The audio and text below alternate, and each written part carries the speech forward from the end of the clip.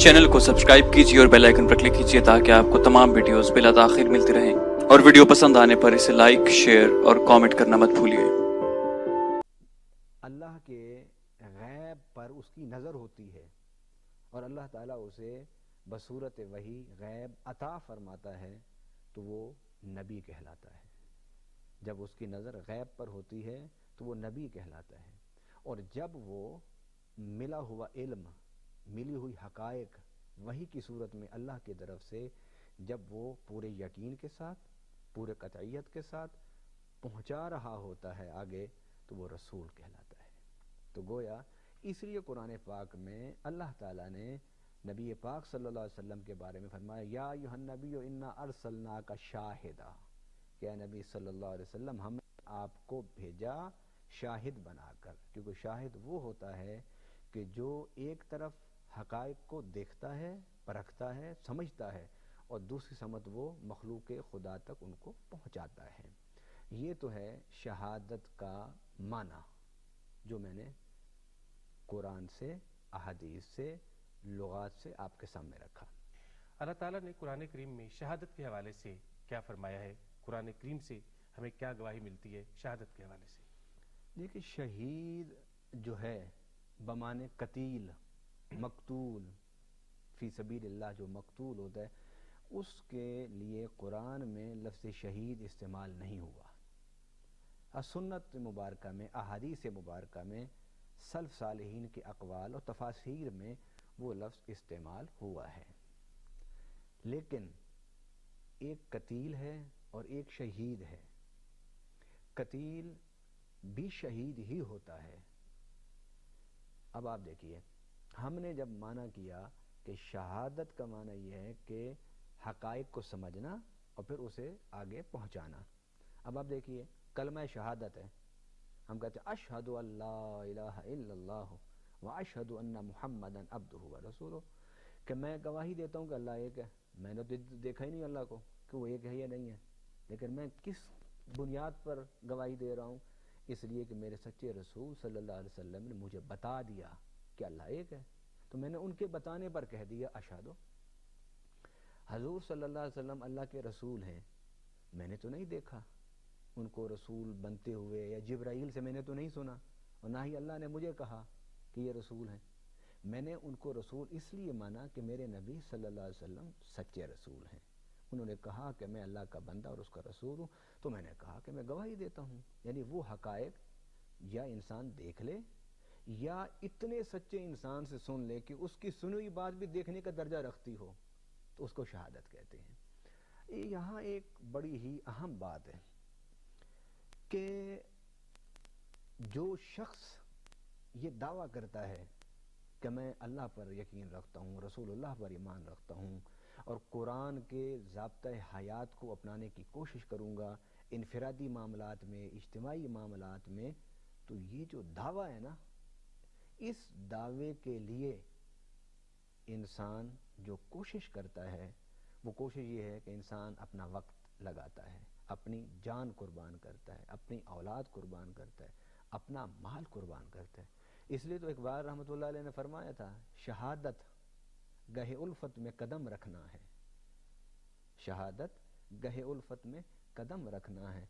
लोग आसा समझते हैं मुसलमान होना, तो ये बड़ा वाज़ेह एक माना है। आप अपना अल्लाह के नज़रिया की खातिर आप अपना वक्त कुर्बान कर रहे हैं। आप शहीद हैं। आप अल्लाह के नज़रिए की खातिर अपनी ख्वाहिशात को कुर्बान कर रहे हैं। आप अल्लाह के नज़रिए की खातिर अपनी औलाद को कुर्बान कर रहे हैं, और आप अल्लाह के नज़रिए की खातिर वक्त आने पर अपनी जान कुर्बान कर रहे हैं। तो ये जो जान कुर्बान कर देना, जान कटवा देना, गर्दन उड़वा देना, इसको कतील कहते हैं। यानी शहीद एक बड़े वसी माना में इस्तेमाल होता है, और उन वसी मानी में से एक माना उस कतील के लिए भी रसूलुल्लाह सल्लल्लाहु अलैहि वसल्लम और ख़ुद कुरान से, इशारतुन नस से ये बात साबित होती है कि कतील भी शहीद होता है, इसलिए कि वो अपनी गर्दन कटवा कर ये ऐलान करता है कि जो नज़रियात मेरे थे, मैंने उनकी गवाही सिर्फ ज़ुबान से नहीं दी बल्कि अपने खून से भी दे दी है। अच्छा रहमत साहब, कुरान करीम کا हवाला ज़ाहिर है हुज़ूर करीम सल्लल्लाहु अलैहि वसल्लम की ज़िंदगी मुबारक जो है वो तमाम की तमाम कुरान करीम की तफसीर है। आप सल्लल्लाहु अलैहि वसल्लम की हयात से आप हमें ये फरमाइएगा, आपके इरशादात से आप हमें बताइएगा कि शहादत के हवाले से आप सल्लल्लाहु अलैहि वसल्लम के फरामीन जो हैं उनमें से चंद एक जो है वो आप हम तक। हजूर सल्लल्लाहु अलैहि वसल्लम ने शहीद के बारे में, शहीद का लफ्ज़ रसूल सल्लम ने इस्तेमाल फरमाया है और फरमाया कि अश्शुहदा खमसतुन, के 5 अक़साम शुहदा की आप बयान करते आए कि जो ताउन से मर जाए वो भी शहीद है, जो हादसे में मर जाए वो भी शहीद है, जो पेट के दर्द से मर जाए वो भी शहीद है। इस तरह आप बयान करते करते आपने फिर फरमाया कि जो अल्लाह के रास्ते में कत्ल हो जाए वो भी शहीद है। रब्बुल आलमीन ने फरमाया वला तक़ूलू लिमन युक़्तलु फ़ी सबीलिल्लाहि अमवाता, मत कहो उनको कि जो अल्लाह के रास्ते में जिनकी गर्दनें कट गईं, मुर्दा ना कहो उनको। तो अल्लाह मुर्दा कहे नहीं, हैं तो सही ना, फरमाया ला मुर्दा है नहीं बल अहया, बल्कि वो जिंदा हैं, वलाकिन ला तशऊरून, लेकिन तुम उनकी ज़िंदगी का शुऊर नहीं रखते। अब यहाँ ये सोचता है इंसान कि रब ने बोलने पर पाबंदी लगाई है, कहने पर पाबंदी लगाई है। इंसान ने सोचा होगा तो रब ने अगला सूरत आल इमरान में उसके बारे में इरशाद फरमा दिया कि वला तहसबन्नल्लज़ीना क़ुतिलू फ़ी सबीलिल्लाहि अमवाता बल अहयाउन इंद रब्बिहिम युरज़क़ून, कि जो अल्लाह के रास्ते में कत्ल हो गए हैं उन्हें मुर्दा सोचने की भी पाबंदी है। एक तरफ पहले लगाई कहने पर, फिर इंसान की सोच बड़ी होगी, यार हकीकतन तो हम कह नहीं सकते, अल्लाह ने कहने से रोका, लेकिन सोच तो सकते हैं कि उसकी गर्दन कट गई, उसके जिस्म के टुकड़े टुकड़े हो गए, उसकी लाश उड़ गई, तो मुर्दा तो है वो। फरमाया नहीं, वो जिंदा है, उसको मुर्दा सोचो भी नहीं, उसे मुर्दा कहो भी नहीं, बल्कि वो अपने रब के पास खाते और पीते हैं। ये है शहीद का दर्जा। क्यों कि शहीद जो होता है ना वो अपनी जान कुर्बान करता है। ये कुछ छोटा मामला नहीं होता कि अपनी जान खुद अल्लाह के रास्ते में कुर्बान कर देनी। अब देखिए हज़रत खालिद बिन वलीद रज़ी अल्लाह ताला अन्हु, जब आप बीमार थे तो आपको ऐसे महसूस हुआ, इंसान को महसूस होता है कि अब मेरा आखिरी वक्त है, तो आपकी आंखों में से आंसू आ गए। तो सहाबा बैठे थे, उन्होंने कहा खालिद रज़ी अल्लाह अन्हु मौत से घबरा गए। आपने फरमाया कि मैं मौत से घबराने वाला होता तो जिहाद में पहली सफ़ों में ना लड़ता। मैं हमेशा पहली सफ़ों में लड़ता रहा, मैं कभी भी दूसरी तीसरी सफ़ में नहीं लड़ा, और कोई भी मार्का, कोई भी जंग, कोई भी गज़वा मैंने नहीं छोड़ा इस्लाम कबूल करने के बाद। मौत मुझसे डरती थी, मैं मौत से ना डरता था ना मौत से डरता हूँ। कहा कि फिर रोने की वजह क्या है? उन्होंने कहा कि काश खालिद तूने इतने जंगें की इस्लाम की, इतने जिहाद किए, लेकिन तुझे शहादत नसीब ना हुई, और आज तू बिस्तर पर अपनी तभी मौत मरने के करीब है।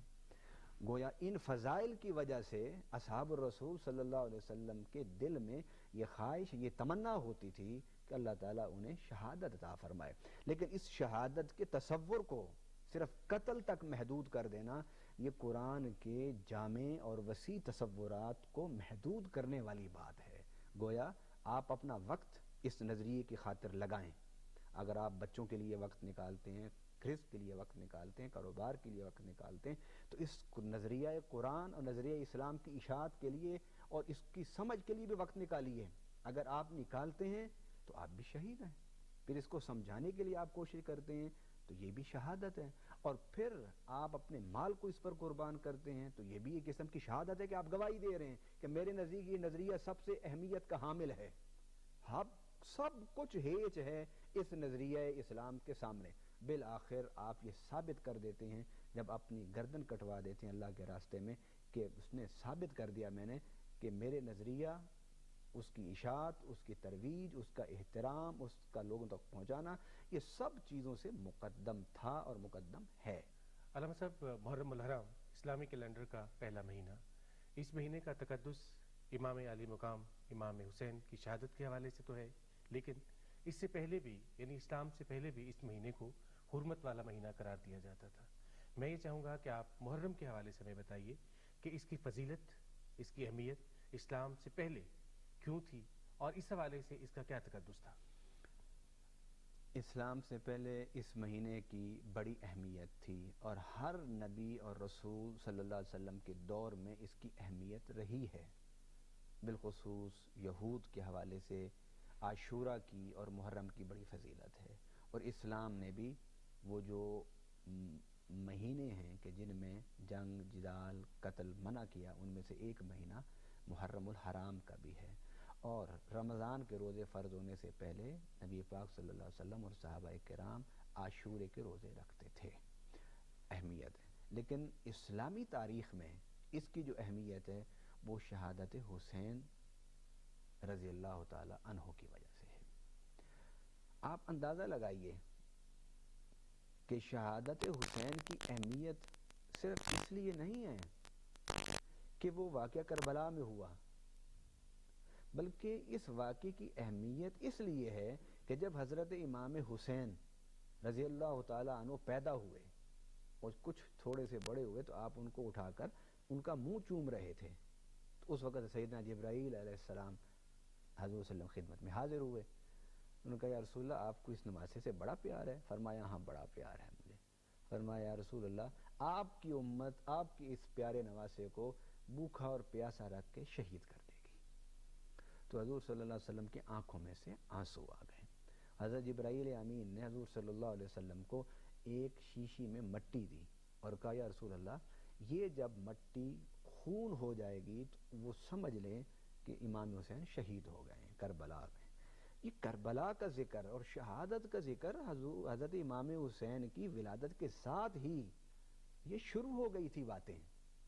تو حضور صلی اللہ علیہ وسلم نے وہ شیشی حضرت ام المومنین ام سلمہ رضی اللہ تعالی عنہا کو دی۔ اب دیکھیے کہ وہ دینے والا یہ سمجھتا ہوگا، یہ جانتا ہوگا کہ میں جس کو دے رہا ہوں یہ اس وقت اس شیشی کو دیکھنے کے قابل بھی ہوگی۔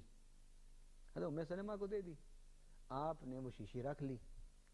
حضرت ام سلمہ رضی اللہ تعالی عنہا ام المومنین فرماتی ہیں کہ میں سوئی ہوئی تھی، خواب میں نے نبی پاک صلی اللہ علیہ وسلم کو دیکھا، اور ایسے حلیے میں جس طرح کوئی پریشان آدمی ہوتا ہے، غم زدہ آدمی ہوتا ہے، اس پر غموں کے دکھوں کے کوئی پہاڑ توڑ دیے گئے ہوں۔ حضور صلی اللہ علیہ وسلم کے سر اقدس پر کپڑا نہیں تھا، آپ کا چہرہ مبارک غبار آلود تھا۔ حضور صلی اللہ علیہ وسلم کو جب اس حالت میں ام المومنین ام سلمہ نے دیکھا تو پوچھا رسول اللہ کیا آپ کا کیا حال ہے، آپ حالت میں کیوں ہیں؟ فرمایا ام سلمہ میرے نواسے کو کربلا میں شہید کر دیا گیا۔ تو ام سلمہ کہتی ہیں کہ میں اٹھی فوراً، مجھے یاد آئی کہ مجھے حضور صلی اللہ علیہ وسلم نے وہ کربلا کی مٹی دی تھی۔ انہوں نے جا کے اس مٹی کو جب اٹھایا اور دیکھا تو وہ مٹی خون میں بدل چکی تھی۔ اس لیے حضور صلی اللہ علیہ وسلم حضرت امام حسین کو بٹھا کر لوگوں کے سامنے کہتے تھے لوگوں جو اس سے پیار کرے گا وہ مجھ سے پیار کرے گا، اور جو مجھ سے پیار کرے گا وہ اللہ سے پیار کرے گا، اور جو اللہ سے پیار کرے گا وہ تو جنتی ہے، اور جو اس حسن حسین سے بغض رکھے گا وہ مجھ سے بغض رکھے گا، اور جو مجھ سے بغض رکھے گا وہ اللہ سے بغض رکھے گا، اور جو اللہ سے بغض رکھے گا وہ جہنم میں جائے گا۔ اور شاہ ولی اللہ رحمۃ اللہ علیہ ان علماء میں ان کا شمار ہوتا ہے جنہیں کہا جاتا ہے کہ یہ غیر متعصب غیر جانبدار علماء ہیں اور امت کی صحیح رہنمائی کرنے والے علماء ہیں۔ آپ نے بھی فرمایا کہ اگر کوئی شخص بیت اللہ میں نمازیں پڑھے، حج کرے، عمرے کرے اور دن کو عبادت کرے، روزہ رکھے، بیت اللہ میں بیٹھا رہے اور رات کو بیت اللہ میں